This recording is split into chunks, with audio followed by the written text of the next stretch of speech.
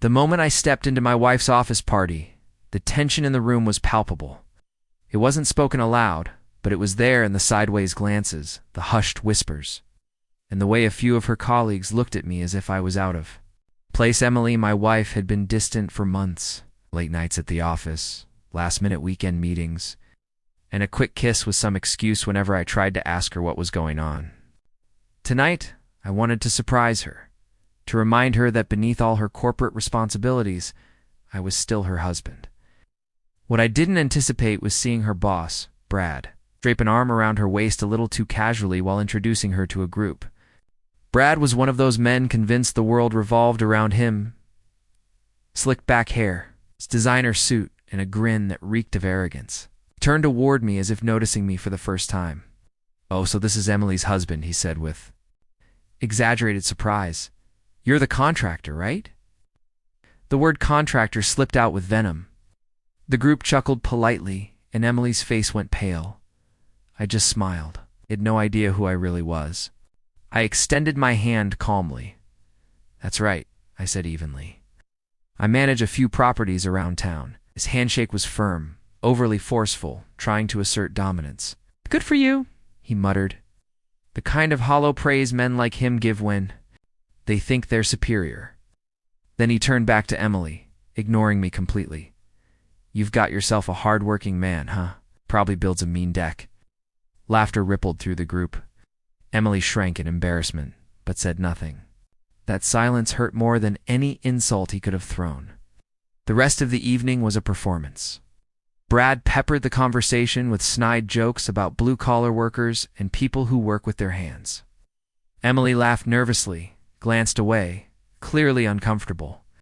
I stayed composed, polite, even charming, not as a husband tagging along, but as the silent majority shareholder of the company, the man who had built the very firm Brad now ran before stepping aside.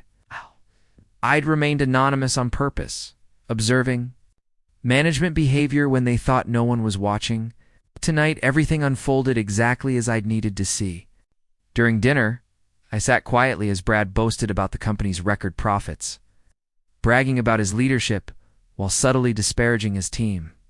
Emily tried steering the conversation elsewhere, but he always circled back.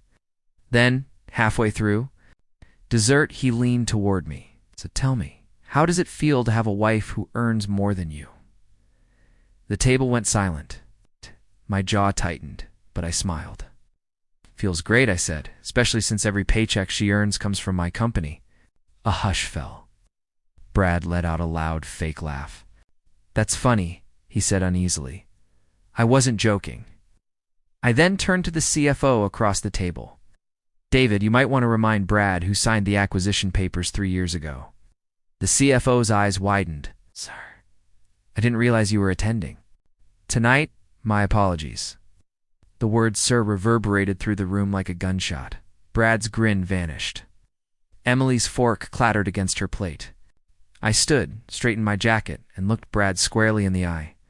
"I built this company from scratch. The properties you manage, the projects you brag about, they're mine, and I've been watching you. You've been mocking employees, belittling your team, and apparently flirting with married staff at company events. That ends tonight. You'll hand in your resignation by Monday. If not, I'll make sure everyone knows the truth." The room was dead silent. Brad stammered, words failing him, looked at Emily, her eyes wide with guilt and shame. "Enjoy the rest of your evening," I said, and walked out. The whispers followed me all the way to the door. Outside, I drew a deep breath of the cool night air, feeling anger drain away and a colder emotion settle in disappointment. Emily came home later, mascara smudged, eyes red. "Why didn't you tell me?" "Shh," she whispered. I looked at her for a long moment. "Because I wanted to see who you'd become when you thought I wasn't watching." She began to cry and reach for me, but I stepped back. "I didn't expect loyalty from her boss, Emily, but I had from you that night. I slept in the guest room, not out of anger, but clarity. Sometimes you don't need to raise your voice to make a point. Silence, in truth, can say,